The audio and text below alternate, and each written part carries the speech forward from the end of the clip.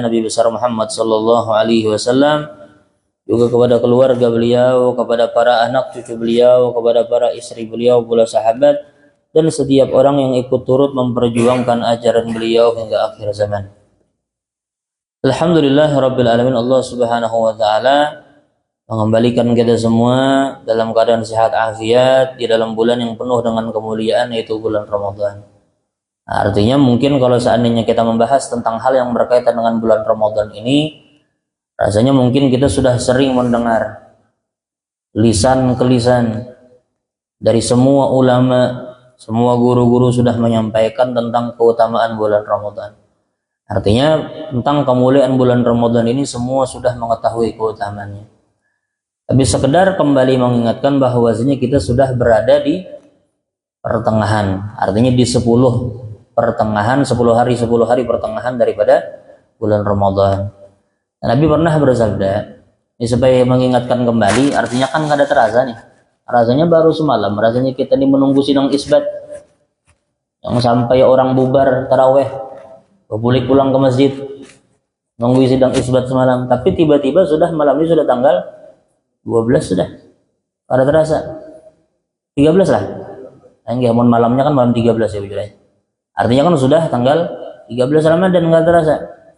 Memang wajar, makanya Allah Subhanahu wa taala kan mengingatkan di dalam Al-Qur'an, ujar Allah, A'udzubillahi minasyaitonir rajim, kutiba 'alaikumus shiyamu kama kutiba 'alal ladzina min qablikum la'allakum tattaqun ayyaman ma'dudat. Ujar Allah, telah diwajibkan atau telah ditetapkan atas kalian umat Nabi Muhammad untuk berpuasa sebagaimana itu sudah ditetapkan kepada umat-umat sebelum kalian, agar kalian termasuk orang-orang yang bertakwa. Setelah itu Allah mengingatkan ayyaman ma'dudat, waktunya itu bisa dihitung, waktunya itu singkat. Nah, ujar ulama saat itu Allah menunjukkan dengan ayyaman. Ayyam itu adalah bentuk jamak qillah kalau di dalam permasalahan shorof, karena itu ada dibahas, ada namanya jamak kasrah, ada yang namanya jamak qillah. Jam'u qillah, ada jam'u kasrah. Jam'u qillah ini menunjukkan sesuatu yang banyak tapi kada terlalu banyak. Nah, jadi ketika itu Allah memakai dengan kalimat ayyam. Ayyam ini jamak qillah, artinya ujar ulama saat itu Allah mengingatkan kepada kita bahwasanya bulan Ramadan itu waktunya sangat singkat. Waktunya sangat singkat. Makanya kada terasa kita sudah berada di pertengahan bulan Ramadan, di 10 pertengahan daripada bulan Ramadan. Nah, perlu diketahui bahwasanya Nabi pernah bersabda di dalam hadis yang diriwayatkan oleh Imam Ibnu Khuzaimah. Ketika itu Nabi pernah bersabda, ujar Nabi, "Dzaka syahrun awwaluhu rahmah wa awsatuhu maghfirah wa akhiruhu itqun minan nar." Nabi pernah bersabda, ujar Nabi, itu bulan, ujar Nabi, artinya bulan Ramadan itu awalnya ujar Nabi adalah rahmat, pertengahannya ujar Nabi adalah ampunan, dan akhirnya adalah ujar Nabi pembebasan dari api neraka. Nah, ini apa yang dimaksud hadis Nabi ini? Maka ulun pernah membaca di dalam salah satu kitab, ulun kadingat kitab apa? Baru sekitar beberapa minggu yang lalu pernah ulun baca di dalam satu kitab, yang di situ ada beliau menjelaskan bahwasanya di dalam kitab tersebut ulama menjelaskan bahwasanya yang dimaksud dengan awwaluhu rahmah, awalnya bulan Ramadan itu adalah rahmah, adalah bentuk bagaimana saat itu Allah itu meletakkan rahmat di awal bulan Ramadan. Nah, makanya kita akan melihat di awal-awal bulan Ramadan itu rasanya kita mudah untuk beribadah. Kalian melihat tarawih itu kan kalau seandainya awal-awal Ramadan itu full sampai keluar, bahkan bisa mengalahkan sembahyang Jumat mungkin. Saking banyaknya manusia di awal bulan Ramadan. Mungkin begitu juga orang yang tadarus di masjid, atau bahkan tadarus di rumah, mengaji Al-Quran di rumah, membaca Al-Quran di rumah. Di awal-awal bulan Ramadan itu rasanya kita sanggup untuk melakukan berbagai macam amal ibadah. Rasanya semangat tuh ada. Nah, makanya ujar Nabi awwaluhu rahmah, awalnya itu rahmat. Maka yang dimaksud awal rahmat itu adalah bagaimana Allah tuh meletakkan rahmat di 10 pertama daripada bulan Ramadan. Dan di saat itu kita dipermudah untuk melakukan berbagai macam amal ibadah. Lalu kemudian Nabi melanjutkan, ujar Nabi, wa awsatuhu maghfirah, dan di pertengahannya ampunan. Kenapa ampunan? Karena ujar ulama, di 10 pertengahan bulan Ramadan itu kita lagi mulai menurun iman. Nah, makanya kan berkurang. Dari awal Ramadan sampai tengah Ramadan tuh berkurang jauh. Ada orang yang biasanya mengaji tiba-tiba mulai turun, yang biasanya tahan 5 juz, 10 juz, tiba-tiba turun jadi 1 juz atau bahkan kurang dari 1 juz. Iman kita tuh mulai menurun di 10 pertengahan bulan Ramadan. Nah, maka saat itu Allah Subhanahu wa taala memberikan ampunan kepada siapapun orang yang masih mau beribadah di 10 akhir bulan Ramadan. Kenapa? Karena saat itu memang lagi sulit-sulitnya. Lalu kemudian setelah itu ujar Nabi wa akhiruhu itqun minan nar, dan di akhir bulan Ramadan itu adalah pembebasan dari api neraka. Kenapa? Karena ujar ulama, ini kan ganjaran, ini bukan main nih. Pembebasan daripada api neraka. Nah, kenapa seperti itu ganjaran di akhir bulan Ramadan? Karena ujar ulama di penghujung bulan Ramadan itu saat dimana iman kita tuh lagi diuji habis-habisan. Nah, makanya kan di 10 akhir bulan Ramadan itu kadang-kadang kita disibukkan dengan berbagai macam harga yang murah. Baju tuh yang biasanya mahal tiba-tiba murah. Beli 1 gratis 5 aja. Misalnya. Artinya kan saat itu bujur-bujur luar biasa. Cobaan tuh luar biasa. Belum lagi kalau seandainya kita disibukkan ibu-ibu yang membuat wadai, membuat kue segala macam. Belum lagi bapak-bapak yang sibuk mencari baju hari raya. Belum lagi ada orang yang disibukkan dengan permasalahan mudik dan yang lain-lain. Nah, di 10 hari penghujung bulan Ramadan itu ujiannya luar biasa berat. Nah, makanya ketika orang yang masih istiqomah beribadah di 10 akhir bulan Ramadan, maka balasannya apa? Adalah itqun minan nar, pembebasan daripada api neraka. Nah, kita sedang berada di 10 hari pertengahan daripada bulan Ramadan, di mana iman kita tuh mulai menurun, sadar kada sadar, suka kada suka. Seperti itu memang adanya. Lalu kemudian perlu diketahui bahwasanya kan bulan Ramadan ini adalah bulan yang dimuliakan oleh Allah.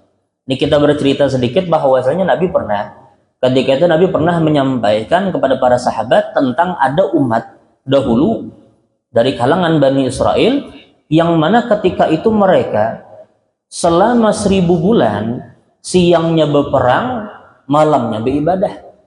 Siangnya berjihad, malamnya beribadah. Itu setiap hari dilakukan selama 1000 bulan. Nabi menceritakan tentang umat tersebut kepada para sahabat. Bahwasanya ada umat sebelum umat Nabi Muhammad yang mereka itu tahan selama 1000 bulan, setiap hari siangnya berperang, malamnya beribadah. Kada putus-putus tuh. Lalu ketika mendengar cerita tersebut, maka sahabat itu heran dan takjub. Lalu kemudian sahabat ini mengatakan kepada Rasulullah, ya Rasulullah, amun itu siapa yang bisa menyaingi pahala bubuhannya? Artinya pahalanya ini kada bakal bisa dikejar. Siangnya berjihad, pahala jihad tuh kada usah dibahas lagi. Luar biasa besar, orang yang berperang di jalan Allah. Lalu kemudian malamnya beribadah, kada ada istirahatnya. Dan itu dilakukan selama 1000 bulan. 1000 bulan tuh kalau seandainya dihitung itu kurang lebih 83 tahun, lebih 4 bulan. Atau kalau seandainya 1000 bulan. Jadi selama 1000 bulan itu setiap hari seperti itu kalian. Ketika sahabat mendengar takjub dan merasa luar biasa nih, kayak apa bisa dikejar nih pahalanya nih? Maka setelah sahabat itu berucap seperti itu, maka turunlah ayat atau surah yang kita kenal dengan surah Al-Qadar. Apa? Wajar Allah, inna anzalnahu fi lailatul qadar. Wa ma adraka ma lailatul qadar. Lailatul qadri khairun min alfi syahr. Nah, setelah itu Allah mengingatkan ketika mereka sahabat itu takjub dengan kisah yang disampaikan Nabi itu, maka Allah menurunkan bahwasanya Allah mengingatkan bahwa kita ini diberikan karunia daripada Allah itu dengan 1 malam yang kalau seandainya 1 malam itu beribadah, maka ibadah itu akan menyamai atau bahkan lebih baik dibanding orang yang melaksanakan perang di siang hari dan beribadah di malam hari selama 1000 bulan. Apa itu malam Lailatul Qadar? Nah, ini ada sebagian di dalam kitab kami pernah membaca yang diceritakan itu umat itu adalah umat daripada Nabi Sam'un. Nabi Sam'un ini kalau seandainya pian pernah mendengar ada ngaran Samson ya. Nah, Samson itu ada namanya seorang nabi yang bernama Nabi Sam'un. Nabi Sam'un ini kuat memang, perkasa. Nah, jadi seorang nabi, lalu kemudian diubah menjadi namanya Samson bagi orang-orang barat kan. Kalau kita orang Islam itu menyebut dengan Nabi Allah Sam'un. Nah, ini ujar sebagian ulama yang dimaksud nabi itu adalah cerita daripada Nabi sam'un. Nah, setelah itu turunlah Allah mengingatkan bahwa kita ini mendapatkan satu malam yang kalau seandainya beribadah di malam tersebut akan menyamai atau bahkan lebih baik dibanding pahala mereka yang beribadah dan berperang selama 1000 bulan. Nah, ulun sampaikan bahwasanya Lailatul Qadar itu ada sementara ulama yang berpendapat Lailatul Qadar itu bisa berpindah-pindah. Nah, salah satunya di antara pendapatnya itu adalah Imam Al-Muzani, Imam Ibnu Khuzaimah, Imam Abu Ishaq, dan ulama-ulama yang lain yang berpendapat bahwasanya malam Lailatul Qadar itu bisa berpindah-pindah. Lalu kemudian ulun sampaikan, harus pian ketahui bahwasanya Syekh Qadhi Iyad di dalam kitab beliau Ikmalul Muallim, beliau menjelaskan, beliau memaparkan, beliau membawa satu riwayat yang menjelaskan bahwasanya Nabi Muhammad itu pernah mencari malam Lailatul Qadar itu di 10 pertengahan bulan Ramadan. Nah, jadi Nabi Muhammad itu pernah mencari malam Lailatul Qadar itu di 10 pertengahan bulan Ramadan. Dan bahkan beliau menukil bahwasanya ada sementara pendapat yang menyatakan Lailatul Qadar itu bisa berada di 10 pertengahan bulan Ramadan. Nah, supaya kita mudah-mudahan kalau seandainya kena nih, misalnya ke malam ganjil nih, tanggal 13 lah. Malam tadi kan 13, subuh ini kan 13 nih. Kalau tak kena malam Lailatul Qadar, coba pian bayangkan berapa banyak pahala kita yang dituai ketika mendapatkan malam Lailatul Qadar tersebut. Nah, supaya mulai dari ini sudah kita mempersiapkan diri untuk menggapai itu Lailatul Qadar. Lailatul Qadar itu kadang mesti kita sepanjang malam beribadah lah. Kadang-kadang ada juga sebagian orang tuh memaksakan diri. Istilah di malam-malam ganjil di 10 akhir bulan Ramadan dan di 10 akhir secara umum, tanggal 21, tanggal 22 sampai tanggal 30 Ramadan. Ini beristilah hendak beribadah sepanjang malam. Dicobainya malam pertama, tanggal malam 21 semalaman. Rupanya uyuh juga isuknya tanggal 22 sampai 3 tanggal 30 kada pernah lagi beribadah. Nah, ini salah, keliru. Kenapa? Karena Lailatul Qadar itu kadang mesti semalaman diisi dengan ibadah, sekalipun memang dianjurkannya seperti itu. Karena Nabi pernah diriwayatkan oleh Sayyidah Aisyah, Nabi itu menghidupkan malam di 10 akhir bulan Ramadan itu secara penuh, ada beruringan. Tapi kalau seandainya kita umpat itu kan iman kita kan sama. Bagi orang yang sanggup silahkan, tapi orang yang kada sanggup ya semampunya aja. Nah, minimal ujar ulama kita menghidupkan malam Lailatul Qadar itu adalah melaksanakan sholat isya berjamaah dan sholat subuh berjamaah. Makanya ujar Nabi, barang siapa yang ingin di malam Lailatul Qadar tadi sembahyang isya berjamaah dan subuh berjamaah, maka faqad akhadha bihaddin wafir, maka sungguhnya telah mengambil bagian yang banyak dari bagian malam Lailatul Qadar. Itu minimal lah. Itu minimal. Kalau bisa minimal pian isi misalnya setengah jam beribadah membaca Al-Quran. Nah, makanya ulun sampaikan dari ini, dari sekarang ini, kalau seandainya bisa malam itu, setiap malam di bulan Ramadan itu pian usahakan untuk bersedekah. Bersedekah tuh kada harus cuma di masjid, bisa pian tetangga atau mentransfer orang yang membutuhkan. Atau kadang-kadang kita melihat ada pondok pesantren yang membutuhkan dana, pian sumbangkan ke situ di setiap malam. Nah, bayangkan kalau seandainya malam tersebut terkena malam Lailatul Qadar, pian membari 50.000 kan? Kalau saya 50.000, 10.000 kan pian membari orang, dikalikan tuh 1000 bulan, berapa banyak pahalanya dituai. Nah, makanya kalau bisa di setiap malam, jangan cuma siang aja, malamnya kalau bisa diisi juga dengan yang namanya bersedekah. Bersedekah itu kada harus banyak, dan kada cuma harus masjid lah, banyak jalan-jalan untuk bersedekah tadi kepada keluarga lebih afdal. Makanya kan Nabi pernah mengingat, ujar Nabi, sedekah yang paling afdal itu adalah kepada keluarga.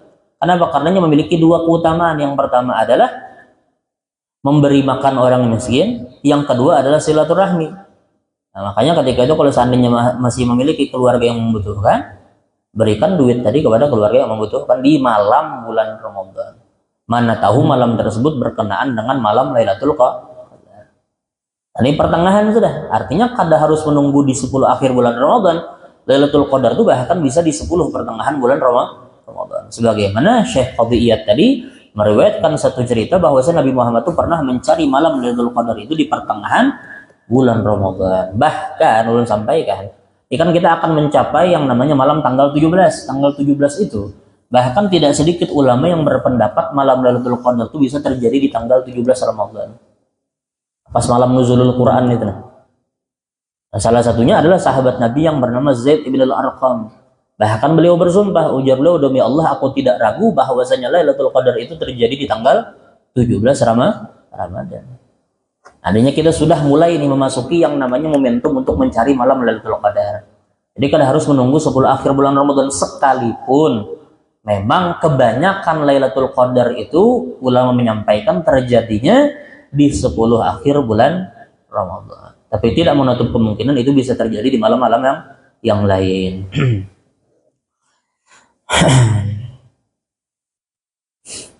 Karena terasa kita sudah berada di pertengahan bulan Ramadan.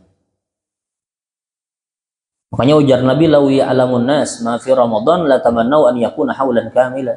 Ujar Nabi, kalau seandainya manusia itu tahu hakikat bulan Ramadan, niscaya mereka akan berandai-andai untuk dijadikan 1 tahun penuh itu adalah bulan Ramadan.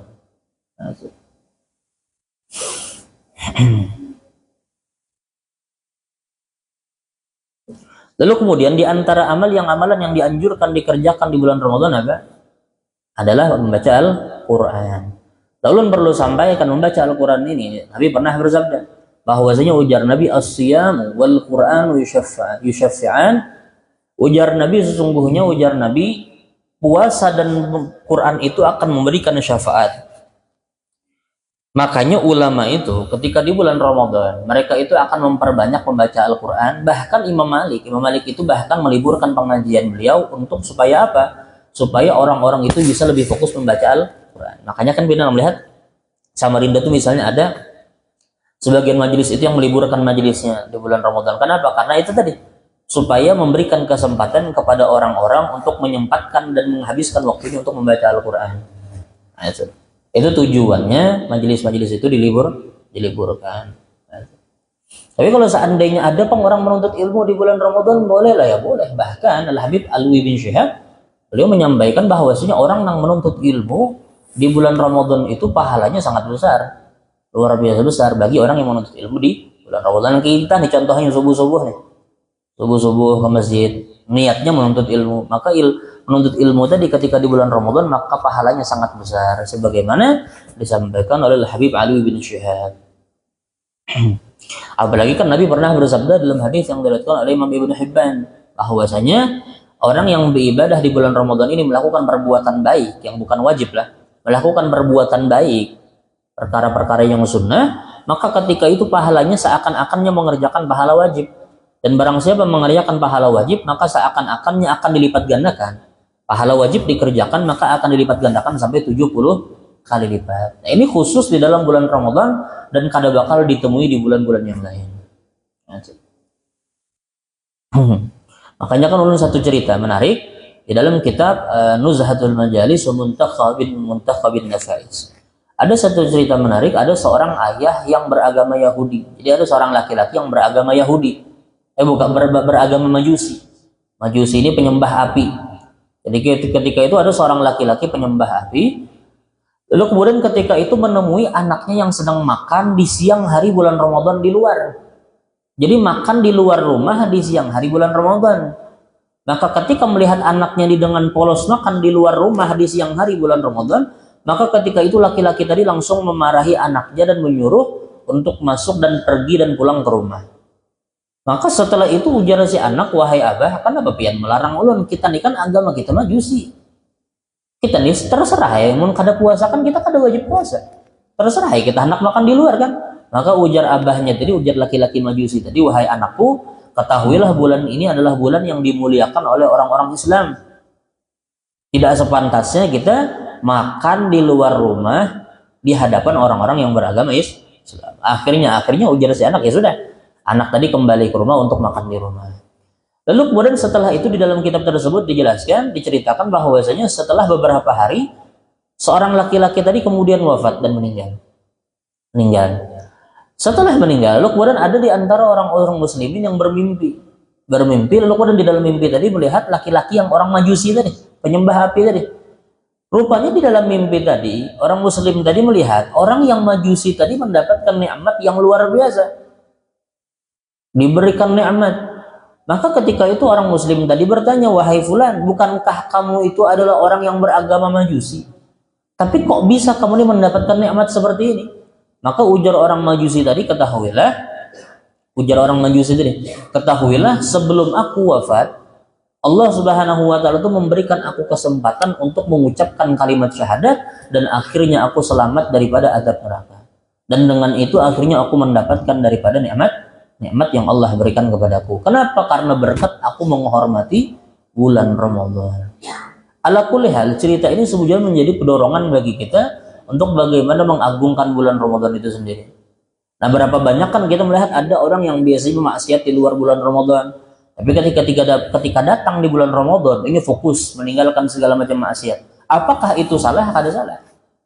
Nah, makanya ada Syekh Ahmad, beliau pernah menyampaikan bahwa ujar beliau, ketika orang yang biasa bermaksiat di luar bulan Ramadan, tapi ketika datang bulan Ramadan ingin stop dari maksiat, jangan disalahkan ujar beliau. Kenapa? Karena memang itu harusnya. Separah-parahnya orang di luar Ramadan, tapi ketika di bulan Ramadan, maka seharusnya bagi kita tuh untuk mencari karunia Tuhan di dalam bulan tersebut. Nah, jangan mengatakan, oh itu aja orang tuh baik pas Ramadan aja, kadang itu. Justru ujar beliau, orang yang berakal tuh seperti itu. Mencari di mana karunia itu banyak dilimpahkan. Nah, salah satunya di bulan Ramadan. Nah, itu. Nah, jadi ujar beliau, kalau seandainya ada orang bermaksiat di luar bulan Ramadan, lalu di bulan Ramadannya bertobat, ya memang seharusnya seperti itu. Karena berapa banyak orang yang meninggal, lalu kemudian meninggal dalam keadaan baik itu karena disebabkan amal ibadah yang ia tanam di bulan Ramadan. Makanya kan dikatakan, man aslaha halahu fi Ramadan faqad aslaha halahu li baqil ashhur. Barang siapa yang memperbaiki keadaannya di dalam bulan Ramadan, maka sungguh ia itu sedang memperbaiki kehidupannya itu di sepanjang bulan yang lain. Jadi orang yang memperbaiki keadaannya di bulan Ramadan itu, maka pada hakikatnya ia sedang memperbaiki keadaannya di dalam bulan-bulan yang lain. Nah, makanya Nabi itu paling marah ketika orang berlalu bulan Ramadan tapi keadaannya masih sama, kada berubah. Dan bahkan kada diampuni. Makanya ujar Nabi di dalam hadis yang diriwayatkan oleh Qatadah, sahabat Qatadah, ketika itu Nabi pernah bersabda, ujar Nabi, "Lam yughfar falan yughfar lah." Ujar Nabi, barang siapa yang tidak diampuni di dalam bulan Ramadan, maka niscaya ia tidak bakal pernah bisa diampuni. Karena penentuannya itu di bulan Ramadan. Kalau seandainya bulan Ramadan yang luar biasa nih, karunia di dalamnya lewat, kada mendapatkan ampunan, ya sudah, kemungkinan kecilnya mendapatkan ampunan di dalam waktu-waktu yang lain. Nah, mudah-mudahan Allah ampuni dosa kita semua.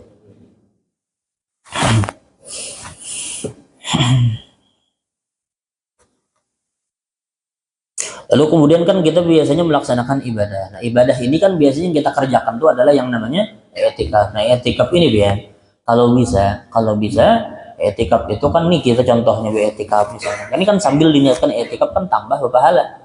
I'tikaf itu kalau bisa sebelum pian berniat i'tikaf, sebelum itu pian benazar. Jadi benazar, sengaja aku benazar untuk beriktikaf di masjid ini selama aku berada di dalamnya. Lalu kemudian setelah itu pian berniat i'tikaf. Kenapa? Karena ujar ulama, ketika orang tuh benazar, artinya kan menjadi hal yang wajib. Maka pahala wajib itu kada bakal bisa disamakan dengan pahala sunnah. Jadi kalau seandainya hendak beriktikaf, sebelumnya benazar dulu. Aku benazar untuk beriktikaf di masjid ini selama aku berada di dalamnya. Baru setelah itu berniat i'tikaf. Nah, kalau i'tikaf aja boleh lah ya, kada ada masalah, cuman mendapatkan pahala sunnah. Nah, kalau seandainya sebelumnya dinazarkan, maka itu berubah menjadi pahala wajib. Dan pahalanya itu lebih besar dibanding pahala sunnah. Nah, ini sekedar menyampaikan aja. Lalu kemudian biasa ibadah yang kita kerjakan di bulan Ramadan ini adalah salat tarawih. Nabi pernah bersabda, ini salah satu kemuliaan orang yang mengerjakan tarawih nih. Nabi pernah bersabda dalam hadis, ujar Nabi, man shoma fi Ramadan, man shoma Ramadan wa qamah. Barang siapa yang berpuasa di bulan Ramadan dan melaksanakan salat, ujar ulama melaksanakan salat ini adalah salat tarawih. Artinya barang siapa yang mengerjakan puasa dan melaksanakan salat tarawih di malam harinya, maka ujar Nabi, imanan wa ihtisaban, semata-mata beriman kepada Allah dan mengharap imbalan Tuhan. Ghufira lahu ma taqaddama min dzambihi, niscaya akan diampuni dosanya yang telah lalu. Nah, ini orang yang mengerjakan salat tarawih. Tapi ulun sampaikan bahwasanya kalau seandainya kita berhitung-hitungan, ulun kadang-kadang ada, cuman jarang bang. Alhamdulillah ini ulun jarang ada melihat orang yang salat tarawih kada sembahyang ba'diyah. Kalaupun juga ulun melihat ada orang yang sembahyang tarawih kada sembahyang ba'diyah, mungkin ulun husnudzon, mungkinnya menggawi ba'diyah di rumah. Tapi perlu ulun sampaikan bahwasanya, perlu disampaikan bahwasanya Ba'diyah Isya itu kan kada pernah bisa dibandingkan dengan sembahyang taraweh. 2 rakaat Ba'diyah Isya yang kita kerjakan, maka pahalanya jauh mengungguli dibanding salat taraweh 20 rakaat yang kita kerjakan. Itu kalau seandainya mengerjakan Ba'diyah Isya 2 rakaat. Itu batas minimal. Tapi ulun sampaikan, Ba'diyah Isya itu kalau bisa 4 rakaat, kan. Kenapa? Karena Nabi pernah bersabda, ini keutamaan orang yang mengerjakan Ba'diyah Isya 4 rakaat di luar bulan Ramadan. Nah. Di luar bulan Ramadan, Nabi pernah bersabda, ujar Nabi, arba'un ba'dal Isya ya'dilna mithlahunna min lailatul qadar. Ujar Nabi 4 rakaat setelah Isya, artinya Ba'diyah Isya 4 rakaat, maka ujar Nabi pahalanya itu dapat menyamai sholat 4 rakaat yang dilakukan di malam Lailatul Qadar. Itu kalau di luar bulan Ramadan. Bayangkan kalau seandainya 4 rakaat Ba'diyah Isya itu kita kerjakan di bulan Ramadan, yang pahalanya dilipat gandakan sampai berkali-kali lipat. Bayangkan kalau seandainya pas itu jua malam Lailatul Qadar. Artinya kalau hendak mengerjakan Ba'diyah Isya itu 2 rakaat silahkan. Cuma menanggung baik 2 rakaat tambah 4 rakaat. Dapat kemuliaan yang seperti itu. Baru setelah itu mengerjakan salat taraweh. Nah, banyak saat ini orang mencukupkan dengan 2 rakaat, boleh lah, ya boleh, nggak ada masalah. Cuman kalau bisa menambah lagi 2 rakaat, mendapatkan apa yang disampaikan oleh Nabi kita Muhammad di dalam hadis beliau. Nah itu, supaya jangan meninggalkan Ba'diyah Isya minimal 2 rakaat sudah. Kalau seandainya kada bisa juga. Nah, itu. Lalu kemudian Allah hendak sampaikan bahwasanya habis kita biasanya kan habis sholat sunat taraweh itu biasanya mengerjakan sholat witir. Ini ulun perlu sampaikan. Di dalam sholat witir itu kan biasanya kita mengerjakan 2 rakaat, lalu kemudian 1 rakaat. 2 rakaat pertama, 1 rakaat di akhir. Nah, perlu ulun sampaikan bahwasanya ketika kita sembahyang di 2 rakaat witir yang pertama, ini witir lah, 2 rakaat pertama, kalau bisa pian berniat jangan lupa untuk menambah kalimat dari. Kayak apa contohnya? Niat pian sengaja aku melaksanakan sholat sunnah 2 rakaat dari witir. Jangan cuman mengatakan sengaja aku melaksanakan sholat sunnah 2 rakaat witir. Kenapa? Karena ada sementara ulama, di antaranya Imam Syarqawi. Di dalam kitab beliau Hasyiatus Syarqawi ala Tuhfatit Tullab, beliau menyampaikan bahwasanya barang siapa yang sembahyang witir 2 rakaat dipisah dengan 1 rakaat. Barang siapa yang di 2 rakaat tadi berniat sengaja aku melaksanakan sholat sunnah 2 rakaat witir tanpa ditambah kalimat dari, maka ujar beliau kemungkinan besar sholat witirnya tidak sah. Nah, makanya kalau seandainya pian buka imdad, karang apa yang disusun guru kumpul itu, biasanya beliau menulis usolli sunnatan rakaatai minal witri lillahi ta'ala. Nah, menambah kalimat min dari.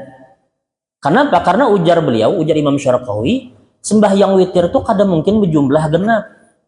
Witir itu pasti ganjil. Nah, makanya kita perlu menambah dari 2 rakaat dari witir. Nah, itu. Tapi kalau seandainya kada tahu, Bang, kalau seandainya kada tahu kada ada masalah. Cuman kan kalau bisa nih jangan sampai kada tahu terus. Perlu disampaikan. Nah, itu sekedar mengingatkan tentang permasalahan sholat witir. Nah, itu. Wallahu a'lam bishawab. Kira-kira sampai sini ada pertanyaan lah.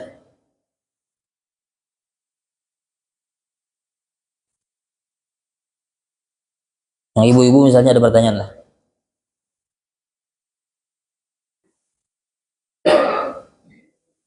Kayak apa kalau seandainya kita hendak mengerjakan salat di akhir malam? Ini sering ulun ditanya. Setiap tahun hampir ada pertanyaan yang macam gini. Kita mengerjakan salat 3 rakaat witir di masjid. Apakah boleh setelah itu kita mengerjakan salat tahajud lagi? Maka ulun sampaikan boleh kita mengerjakan salat tahajud. Lalu bagaimana? Maka ada 2 cara. Yang pertama, yang paling afdal itu caranya adalah kita langsung mengerjakan salat tahajud tanpa harus mengulangi salat witir. Nah, jadi kalau seandainya pian sudah mengerjakan witir di masjid, guring pian di rumah, bangun di tengah malam hendak sembahyang tahajud, boleh langsung kerjakan sembahyang tahajud. 8 rakaat, 4 rakaat, 2 rakaat, terserah, tanpa harus mengulangi salat witir. Ada lagi cara sebagaimana disebutkan di dalam kitab Mughunil Muhtaj. Cara kedua adalah pian menambah 1 rakaat lagi. Jadi sebelum pian mengerjakan salat tahajud, pian sembahyang 1 rakaat dulu untuk menggenapkan sembahyang witir tadi. Baru setelah itu pian mengerjakan salat tahajud, baru setelah itu mengulangi wegi witir sebanyak hitungan ganjil. Tapi amun nyaman tuh baik langsung tahajud aja, nggak usah ditambah-tambah lagi dah. Itu nyaman untuk diingat. Jadi kalau seandainya hendak mengerjakan sembahyang sunnah, ya sudah kerjakan tanpa harus mengulangi salat witir.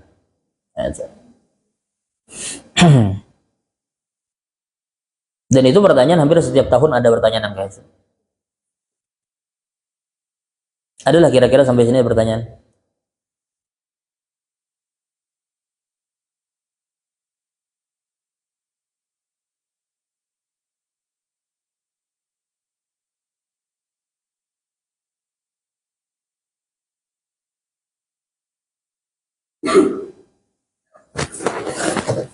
Bahkan di sini di dalam hadis yang diriwayatkan oleh Imam Al-Baihaqi, ujar Nabi, man shallal isya fi jama'atin hatta yanqadhi Ramadan faqad akhadha min Ramadan bihadzin wafir.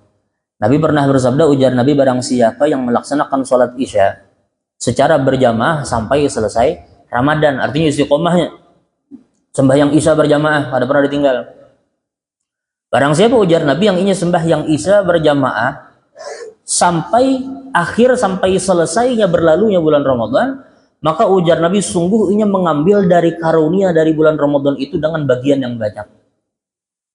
Nah, itu orang yang mengerjakan salat isya secara berjamaah di dalam bulan Ramadan.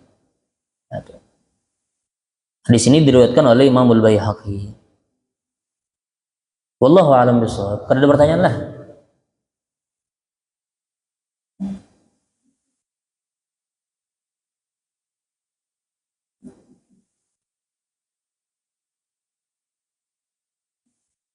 Ada pertanyaan kah?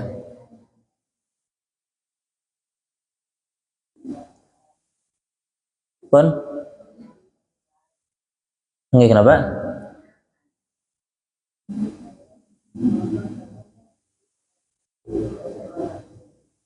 Apa? Mengaji bersuara? Kenapa?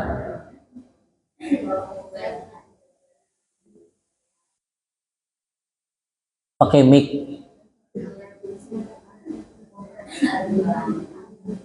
Ya, kenapa tuh? Kita kadang membaca. Oh, kita ikuti, tidak ada masalah. Selama kita yang membaca, tidak ada masalah. Yang penting kita membaca juga. Kalau seandainya berharap dari yang suara yang nimbul itu aja, ya kada dapat pahala. Yang penting kita membaca. Kada lagi lah. Wallahu a'lam bishawab. Mudah-mudahan sedikit ini memberikan kita manfaat dunia akhirat. Allah ampuni dosa kita, Allah ampuni dosa keluarga kita. Allah ampuni